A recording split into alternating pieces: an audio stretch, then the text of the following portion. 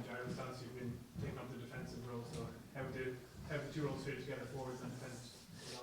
Yeah, I think we've been sharing the role. Myself, Joe, Richie Murphy was always working a little bit with Les as well the last couple of years. So yeah, it's working well. We're as I say, we're sharing that responsibility. We've had a really good defensive record the last couple of seasons. There's certain things we wanted to tweak at most since the World Cup, and I think we've done that. We had a bit of time together as a squad. We're trying to build that little bit of cohesion after coming back together after a long break after the World Cup. But in terms of what the players have brought to the table, in terms of them buying into a couple of the new things that we're looking to put into place, it's been really productive. So like a large team game, there's no need for a big systematic change. It's small things. Exactly. Yeah. I think there's clearly things in that game that we didn't quite get right, both sides of the ball, whether we were in attack and we had opportunities, or whether we were without the ball and we offered Argentina the opportunity to expose us. And yeah, if we'd had a game the week after, I think we would have rectified that.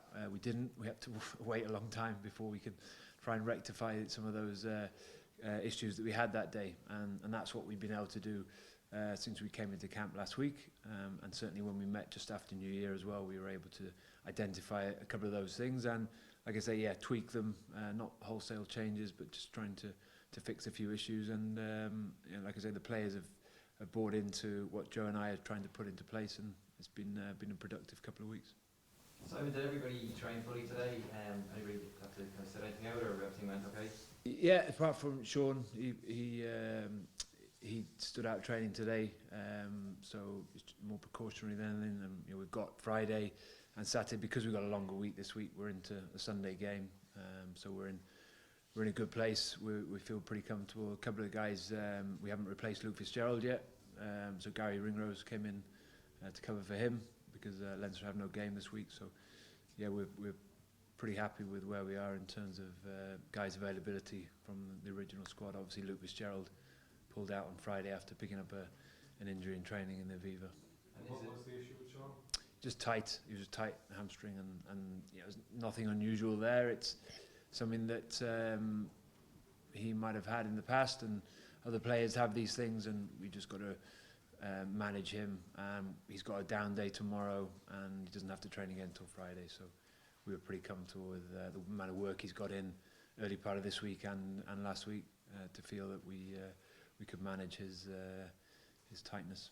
Were you surprised by the Wales team selection, in particular the back row, and does that maybe change some of your own thinking in terms of selection at all?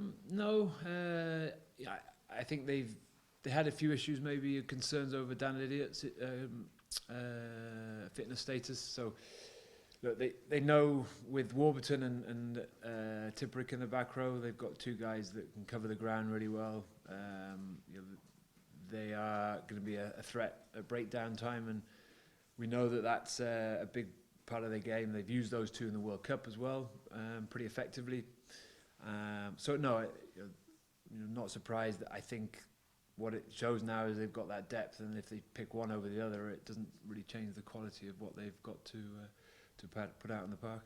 In terms of your own section, there's obviously a lot of clamour for Stuart McCloskey, CJ Stander, a lot of new blood.